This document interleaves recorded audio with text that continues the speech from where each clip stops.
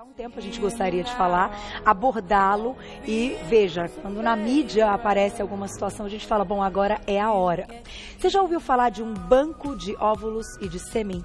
A possibilidade, então, para uma mulher, por exemplo, que não encontrou um parceiro ideal, que não viu ali uma situação para poder ser mãe, que não teve aí esse parceiro e esse sêmen, ela pode recorrer a um banco de sêmen. Foi o que aconteceu recentemente com ela, lindíssima, Karina Bach, não sei se a gente tem foto para colocar. É claro que a gente não vai contar a história dela, né? Porque isso ela que vai vir à mídia contar como foi. Mas a gente separou aí alguns lugares que ela deu entrevista, explicando um pouquinho tudo isso. Eu vou ler para vocês a nota, mas eu vou apresentar também, olha só que interessante, a gente vai juntar todos os assuntos. A gente chamou ele, que é referência neste assunto de fertilização, Maurício Cheim, ginecologista, especialista em reprodução humana. Bem-vindo mais uma vez a Você Bonita. Oi, Carol, obrigado. E quando eu digo referência, depois do final da pauta eu conto para você a respeito daquele congresso lá que eu fiquei sabendo que poucos médicos do Brasil vão. Eu acho isso muito legal do pessoal de casa entender e saber quando a gente cita que um convidado é referência no assunto. Vamos lá, vamos começar do começo e daqui a pouquinho a gente vai ler a nota da Karina Bach. Hoje, então, no Brasil, nós temos um banco que é legal. Isso existe e há essa possibilidade de recorrer a um banco de óvulos e de sêmen? Na verdade, Carol, cada vez mais se fala em banco de sêmen, banco de óvulos. E quando a gente fala em banco de óvulos, na verdade a gente está falando de ovo doação. Quer dizer, mulheres que farão um tratamento de fertilização in vitro não usando os seus próprios óvulos, porque por muitos motivos de saúde ou de idade avançada elas não os têm mais. Mas sim mulheres que vão fazer uma fertilização in vitro usando óvulos doados. E aí eu acho que é legal a gente esclarecer para todo mundo o que pode e o que não pode fazer no Brasil. Certo. Qual é a nossa legislação a respeito disso? Então essa é a parte dos óvulos. E a outra parte é a parte do sêmen, quer dizer, tanto para homens que não possuem espermatozoides, por um problema de saúde, porque passaram por um procedimento de tratamento oncológico, por exemplo, e vão recorrer a um banco de sêmen, então uma doação de espermatozoides, como também para mulheres que optam pela produção independente. Que foi o caso dela, é o caso da Karina Bach, que está aí na mídia. Certo. Então, quando a gente fala em ovo doação, é muito legal a gente saber o quanto comum é isso hoje em dia. As pessoas não têm ideia. Eu não tenho a menor ideia. Hoje no Brasil, estima-se que se realize por volta de 3.000 ciclos de ovo doação por ano. Isso quer dizer que praticamente 2.500 a 3.500 mulheres todos os anos realizam tratamento por ovo doação. Que interessante. Isso mostra pra gente como a questão idade é importante. Porque a maioria dessas mulheres não estão na ovodoação por uma questão de saúde em si, e sim porque talvez o tempo da maternidade tenha avançado um pouquinho e elas não tenham mais ou qualidade ou quantidade de óvulos para realizar um procedimento com os seus próprios óvulos. Só que no Brasil, como você citou, tem algumas regrinhas. Então, por exemplo, a mulher que quer doar óvulos, ela ganha alguma coisa? Não. É importante deixar claro que, assim, no Brasil não existe uma legislação específica sobre a doação de gametas. Gametas, eu quero dizer, para a mulher óvulos, para o homem espermatozoide. Sim. O que existe, na verdade, é uma resolução do Conselho Federal de Medicina, que a cada 2, 3 anos é revista e atualizada, e a partir dessa resolução se criam as regras. Certo. A última resolução do Conselho de Medicina é de setembro de 2015, e que diz o seguinte: a doação de óvulos é permitida no Brasil, desde que seja uma doação compartilhada. O que quer dizer isso?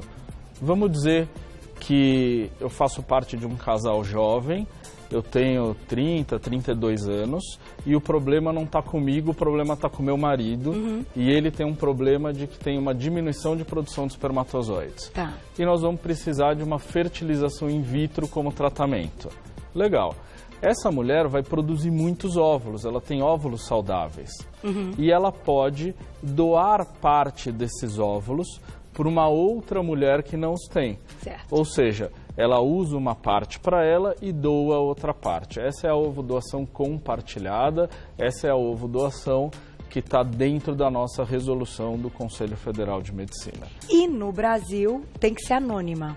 No Brasil é anônima, tanto a doação de óvulos quanto de espermatozoides. Então, quem doa não sabe para quem foi, quem recebe não sabe de onde veio. Isso é no Brasil. Isso no Brasil. Só que aí eu vou pedir então para a gente colocar a nota contando um pouquinho da gravidez da Karina Bach. Olha só.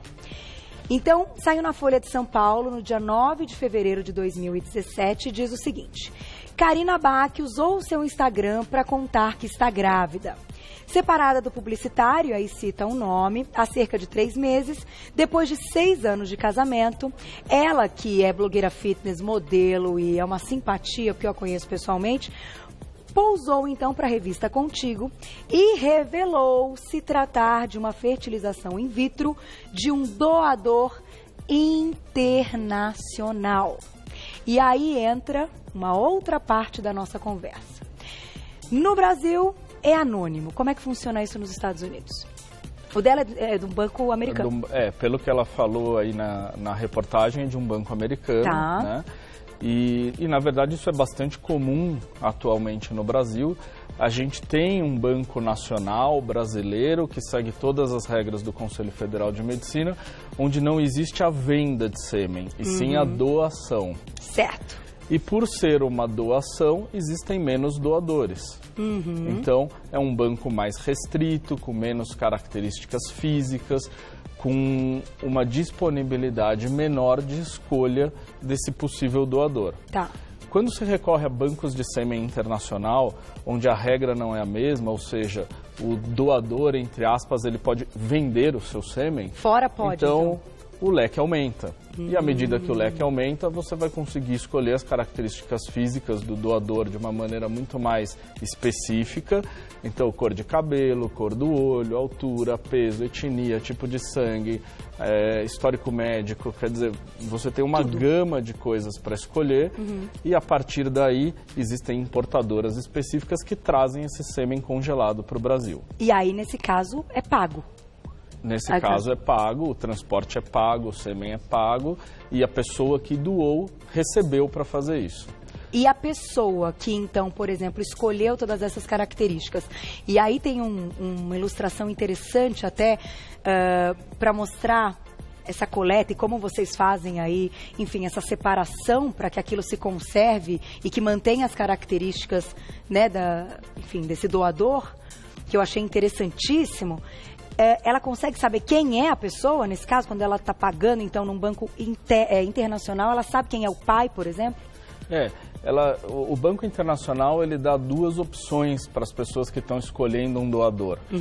Uma opção em que a pessoa aceita ser reconhecida ou até ser contatada no futuro e que, inclusive, disponibiliza fotos desde a sua infância. Olha só, gente. E também existe a opção do doador que não aceita ser reconhecido e que quer o anonimato. Entendi. Existem as 2 opções. O que mais se faz no Brasil é a escolha do sêmen do doador anônimo, mesmo no Banco Internacional, porque dessa maneira você consegue importar o sêmen e ainda assim permanecer dentro das regras do Conselho Federal de Medicina.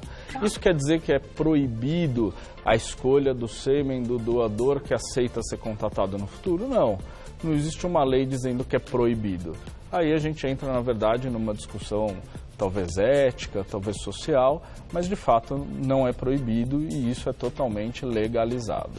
A pessoa, então, quando escolhe e recorre a um banco internacional, no futuro ela pode procurar esta outra pessoa? Existe, é algo visto pela lei? Enfim, reconhecer que é um filho?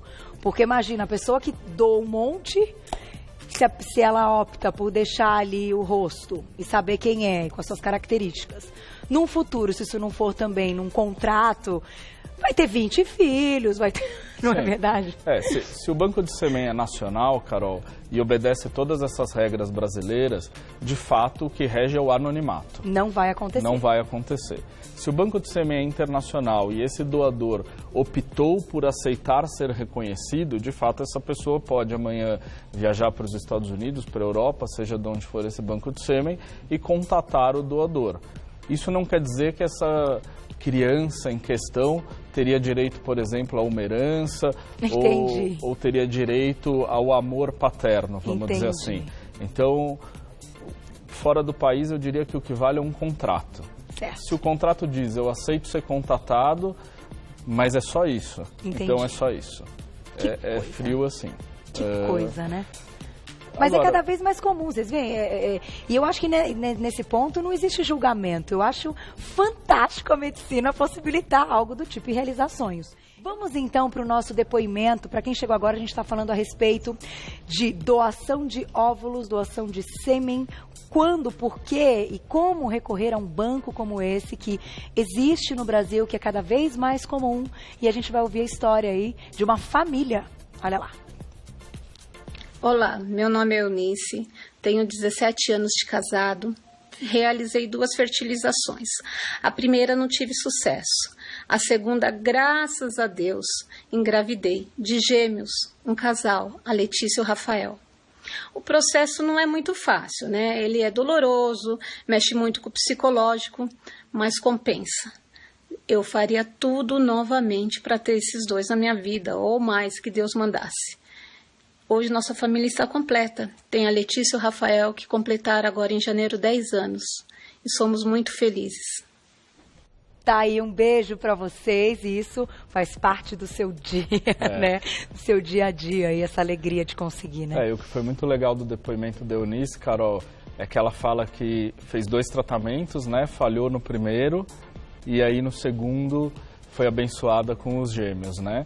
Então, acho que esse é um recado para toda mulher e todo homem que está tentando engravidar e não consegue. A persistência é importante, porque quando a gente fala em tratamento para infertilidade, e a gente chama de infertilidade aquele casal que está há 1 ano tentando engravidar, tendo relações frequentes, bem distribuídas ao longo do ciclo e não consegue.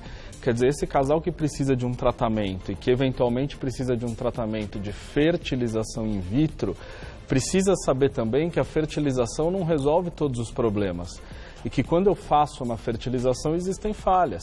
E é preciso persistir e ter paciência e ir em frente porque a taxa de sucesso é cada dia mais alta e a gente acaba tendo histórias felizes como essa. Vamos colocar um ilustra que mostra, então, como é a fertilização in vitro, até porque, um pouquinho antes de começar a nossa entrevista, eu estava falando em inseminação artificial e você comentou que é diferente. Então, o que é o quê? O que é fertilização in vitro? O que seria inseminação artificial? Como a gente, né, caracteriza enfim, cita aí, claro, os termos corretos do procedimento. Esse é um vídeo que mostra a aspiração dos óvulos. E, portanto, se a gente está falando em retirar óvulos do corpo, a gente está falando, na verdade, da fertilização in vitro. Tá. Embora todos digam inseminação como um termo geral, a inseminação intrauterina é um tratamento de baixa complexidade, onde nada mais se faz do que injetar um sêmen preparado, com os melhores espermatozoides, mais móveis, mais bem formados, dentro do útero da mulher.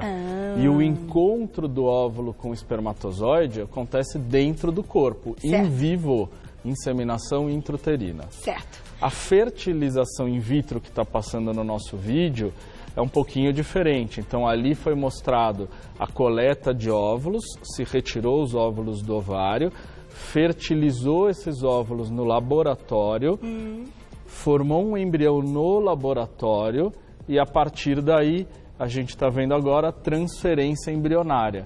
Então, naquela seringa existe um meio de cultura e lá dentro um embrião pronto. Certo. E esse embrião vai ser colocado diretamente dentro do útero. Ou seja, uma fertilização fora do útero, por isso, do útero. In vitro. Então, Perfeito. Inseminação é quando apenas colocamos o espermatozoide fecunda bonitinho, como se tivesse sido por uma relação. Exatamente. Enfim, isso. Dentro do útero. E nesse caso, acontece tudo fora e depois é inserido já um embrião. Exatamente, é inserido um embrião pronto.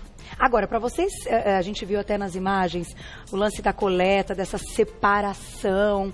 hoje, então, eu sei que a medicina está muito avançada e a gente já conversou, inclusive, em outro programa. Você consegue separar os melhores óvulos, separar as melhores características, enfim, colocar... Como que a gente diz os melhores? São aqueles que têm uma menos, chance de desenvolver doenças no futuro? Tudo isso é possível ver nesse momento? Muita coisa é possível ver hoje. Então, o que se faz numa fertilização in vitro é escolher o melhor espermatozoide, existem características morfológicas para isso, e se escolher os melhores óvulos. E também existem características morfológicas para dizer quais são os melhores óvulos. Mas uma vez formado o embrião, Carol, é possível hoje, principalmente para mulheres com idade mais avançada, depois de 38, 39 anos, quando se aumentam os riscos de ter um bebê com problema, analisar, por exemplo, todos os cromossomos, toda a parte genética desse bebê futuro.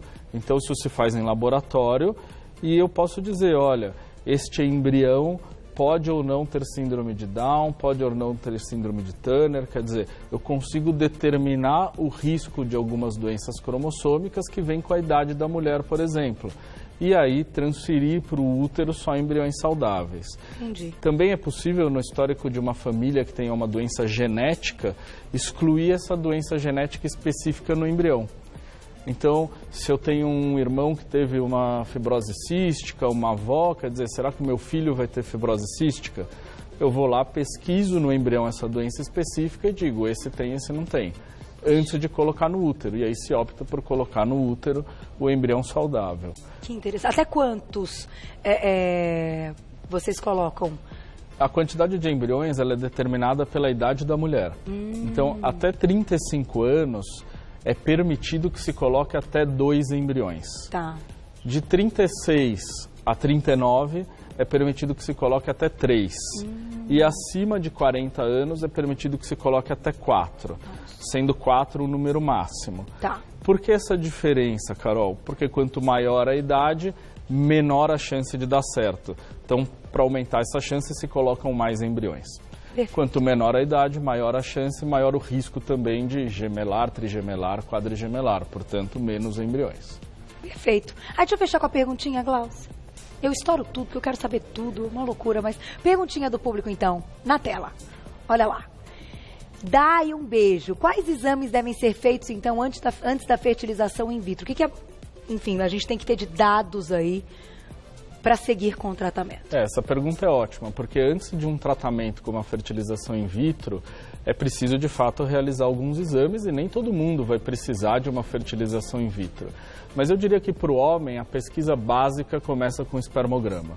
Então, é muito importante que as mulheres que estejam nos assistindo entendam que o problema de fertilidade não é só delas e que metade das vezes esse problema está no marido. Então, a pesquisa é do casal. Tá. Então, para o homem, um espermograma, algumas dosagens hormonais e talvez algumas sorologias. Tá. E para a mulher, um ultrassom transvaginal, algumas dosagens hormonais, também algumas sorologias e um exame que pode ver como estão as trompas, que chama histerosalpingografia. A partir disso, essa seria a pesquisa mais básica da fertilidade e a partir disso é possível definir que tipo de tratamento vai ser necessário. Perfeito, disse tudo, sempre um excelente papo para aprender mesmo, informação. Hoje isso, graças a Deus, está disponível e eu acho que as mulheres estão aí para realizar sonhos também. A gente viu, Karina Bach está feliz da vida e a gente deseja muita saúde e que dê tudo certo, porque todo mundo vai acompanhar o nascimento do bebê.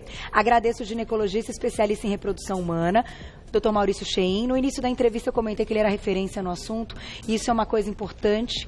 Existe um congresso fora do Brasil, que seria um melhor congresso, informando aí o público, e só você e mais 2 médicos brasileiros é que podem ir, certo? Enfim, que são convocados aí para esse congresso. Existem alguns congressos internacionais, né, Carol? Muitos dos quais muitos de nós brasileiros frequentamos.